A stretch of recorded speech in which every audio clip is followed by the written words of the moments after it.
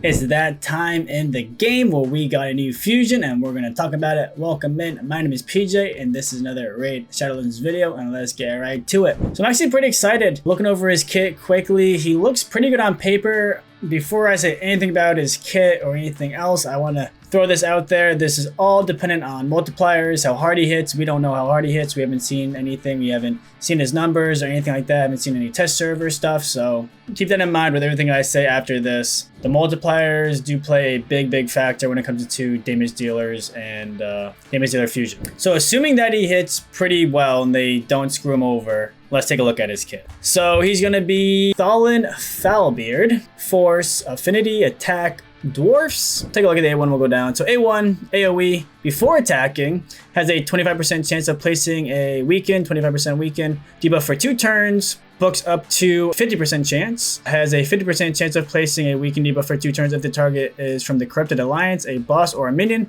This effect cannot be resisted by enemies from the Corrupted Alliance, boss, or minions. Grants an extra turn if weaken debuff is placed all on enemies with this skill.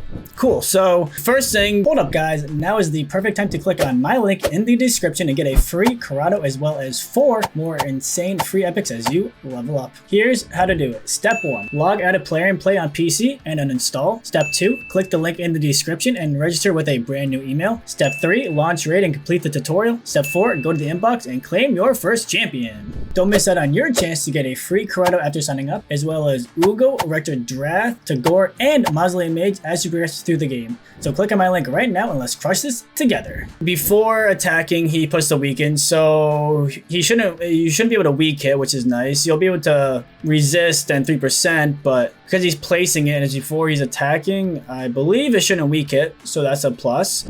One downside is, even though it can't be resisted, you can still not land it. Like, it's not 100% chance of landing, so that is the downside. And you'll probably need accuracy if you want this to land on most people, because there's only 4 bosses in the Corrupted Alliance where it's not resistible. So if you want this to work, you're gonna most likely need accuracy, which could be bad for a damage dealer. Takes away from his other stats, which can hurt a little bit. But granting an extra turn is really nice. We'll talk about this here later when it comes to the passive too. But some things off the top of my head, be interesting to see how this works with ally attacks. Will ally attacks proc this? Counter attacks, will that work? Not really sure, but we'll have to find out in the future test server and when we get our hands on them. A2, attacks one enemy twice. Each hit will ignore 25% of the target's defense. If the target is from the Corrupted Alliance, a boss, or minion, each hit ignores 50% of the target's defense instead. That's really good. So if you're putting him in Merciless with Helm Smasher, you have a chance of ignoring 100% of the defense, get some pure damage. That's really nice. If you have Cat's Gaze, something like that, you'd probably be over the limit.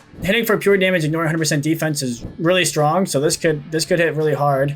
And then also he has kind of like a Ninja Harima-ish ability or passive here, where each hit decreases the target's attack by 5%, stacks up to 25. Each hit also increases this champion's attack by 5%, stacks up to 50%. So in longer fights, Hydra, Chimera, maybe if you're early game Demon Lord, this can really start adding up and letting you start hit really hard. So big fan of these kinds of, not really passives, but just extra abilities in the kit where they stack up damage and then also make the opponents hit a little bit weaker because they're lowering the attack. So that's really nice. Books under a 3-turn cooldown is a 4-turn, books under a 3-turn with damage in the books. Then the A3, attacks all enemies twice. Before attacking, places increased attack buff on the champion for 2 turns. Again, this is amazing, so he's self-buffing. You don't have to necessarily bring an increased attack with him. He'll do it himself, puts it on before he attacks, so he gets the benefit of the increased attack. Love that. And then for each critical hit landed on the first hit, increases the damage dealt on the second hit by 10%, will ignore unkillable and shield. Amazing. You're going to most likely build him with 100% crit rate. He's a damage dealer in this game.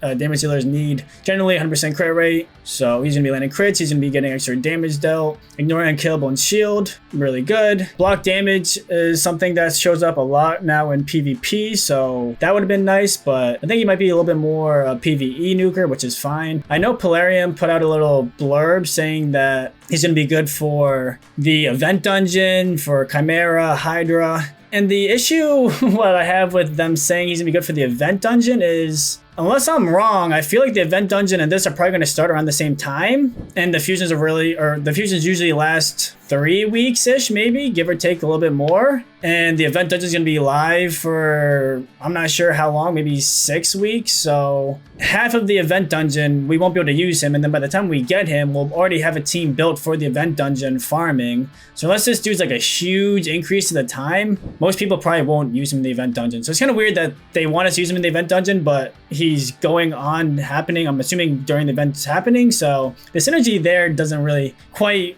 work or make sense. Classic Polarium. In their head, they have the good ideas, but doesn't really work in game on paper well. So yeah, not ideal to pair with the event dungeon, how I'm assuming it's gonna work, but we'll see how that works out. If he is good there, that's gonna be awesome. But I think he's gonna be good for other areas, not just the event dungeon we'll talk about here in a second. And then the passive activates Demon Breaker skill every 5th turn this champion takes. Enemies from the Corrupted Alliance bosses and minions cannot land a critical hit on this champion. So Demon Breaker is the A1, and I'm pretty sure initially I didn't think that this was going to potentially proc the extra turn, but I'm almost positive Polarium confirmed that that is actually how it's going to work, where every 5th turn this is going to automatically proc the A1, and then if by chance you land a weaken on everyone with the A1, it's going to proc another extra turn, or not another extra turn, but it'll proc an extra turn off of the A1 just from the passive. So that's pretty strong. You can start really snowballing this champion, getting back to the A2 quicker, and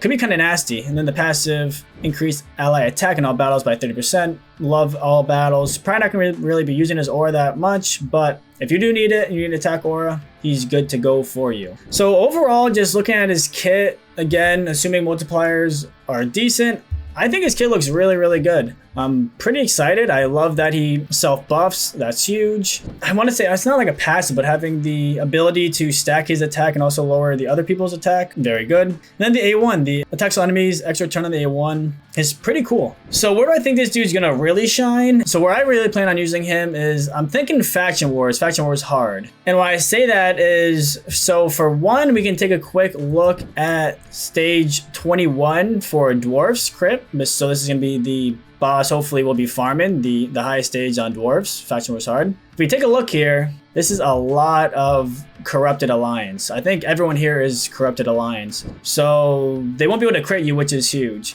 Someone did ask me a great question. I'm not quite sure the answer. They asked me if Narcisse A2 how that will work. Because if we take a look quickly here at Narcisse A2, who he's in the Corrupted Alliance. Damage inflicted by this skill cannot be decreased by the enemy passive skills or masteries except by the passive skills or bosses. Damage inflicted by this skill cannot be increased by either champions, masteries, or ally passive. So I'm not sure this is gonna work because it's making it so you can't crit him or crit the new dwarf. That's technically like reducing his damage, but I'm not sure if that's going to be coded as reducing his damage. So we'll have to see how it works. Not quite sure how he'll interact, but it is a great question. And he is showing up there in one of the Faction War stages, 21 Narcissus. So we'll see how that goes. But even if, depending on how that works, it's still gonna be good against the other champions here. All of these are Corrupted Alliance as well. So I think he's gonna be insane for Faction Wars. The other reason why I think he's gonna be really good for Faction Wars is if we look here, Dwarves has good damage dealers,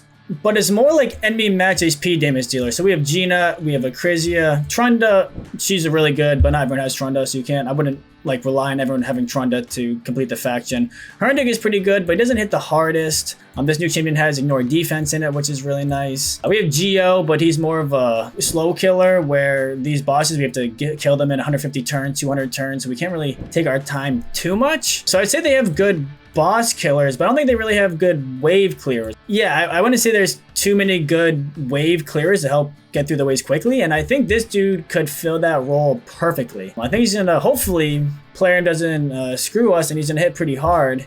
He'll be really good for Faction Wars. But I think he could be good for Chimera. I think he could be good for Hydra. PvP, that's another question. We'll have to see really how hard he hits. He doesn't ignore Stone Skin. He doesn't ignore block damage, which is what I mentioned earlier. Those are pretty meta right now, block damage. So if he would have ignored those, maybe it would have been a little bit more PvP. But I think for PvE nuking, he's going to be really good. I would definitely try to get this guy. If I were you guys, I would not skip. I think he's, again, depending on the multipliers, we'll have to wait and see for the test servers come out. So if the test server multipliers are bad, we can readjust. But assuming the test server multipliers are good, I think this guy's should be a must-do. I want to see how it works with counterattack, ally attack, if that's going to proc the A1 to get extra turns off that. that'd be really cool. Him in 9-piece Merciless, if he hits hard, is going to be really good, getting more extra turns, maybe Relentless, but I think 9-piece Merciless would be insane, especially if he does good damage.